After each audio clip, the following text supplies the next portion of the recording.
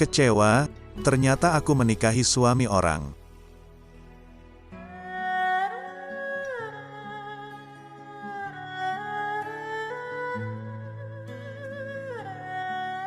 Aku menuntut kekasihku bertanggung jawab setelah aku hamil. Tapi yang kudapatkan adalah kenyataan pahit kalau ternyata dia berstatus suami orang. Saya seorang ibu berusia 24 tahun, saat ini telah mempunyai 1 anak. Awal kisah dimulai beberapa tahun lalu, saat saya meninggalkan kampung halaman untuk merantau ke Tangerang, di mana saya bekerja di salah satu perusahaan swasta di sana.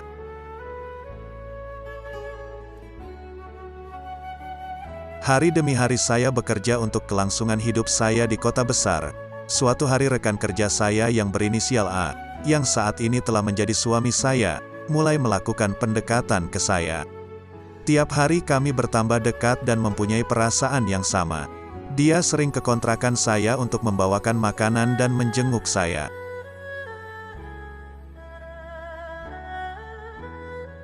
Dan kami nyaman dengan hubungan ini. Akhirnya sampai suatu hari kami berani untuk melakukan hubungan terlarang dan saya pun hamil. Usia kandungan saya sudah memasuki 4 bulan, saya pun meminta pertanggungjawaban. Tetapi dia memaksa untuk mengeluarkan janin di kandungan saya.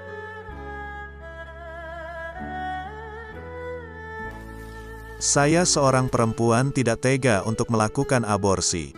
Sampai akhirnya kehamilan saya tercium oleh keluarga saya dan keluarga meminta pertanggungjawaban kepada keluarga suami saya. Tapi kenyataan yang saya dapatkan sangat pahit. Ternyata saya harus menikah dengan suami orang yang telah mempunyai 1 anak.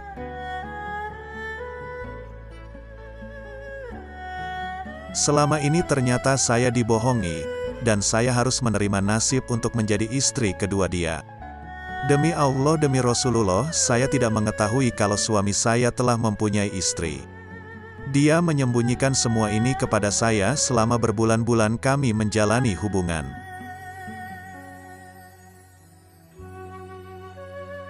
Akhirnya pernikahan pun dilangsungkan dengan status saya sebagai istri kedua. Hidup saya pahit, cuman sakit hati yang saya dapatkan setiap hari. Demi Allah, saya tidak pernah berniat untuk merebut suami orang. Saya dibohongi sampai akhirnya saya hamil. Mau tidak mau saya harus menikah demi anak yang dikandungan saya.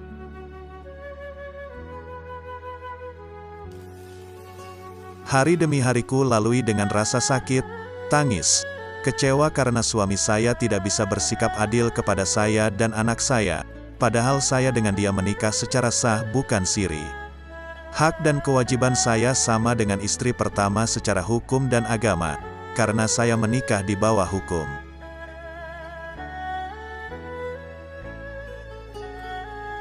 Tapi dia tidak menafkahi saya dan anak saya, sampai anak saya berusia sekian bulan ia tidak pernah memberi nafkah. Padahal kebutuhan anak saya banyak, belum susu dan kebutuhan lainnya. Jangankan untuk menafkahi, menanyakan pertumbuhan dan perkembangan anak saya pun tidak pernah ia tanyakan.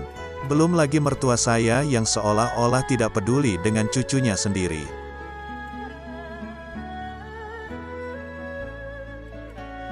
Saya sangat sakit hati karena suami dan mertua seakan-akan tidak menganggap kami ada. Saya merasa dizolimi dengan keadaan seperti ini. Saya bingung harus berbuat apa. Saya berpikir untuk bercerai. Tapi saya sangat merasa kasihan terhadap anak saya, karena anak saya yang akan menjadi korban dari perceraian kami, dan korban ketidakadilan suami dan mertua saya.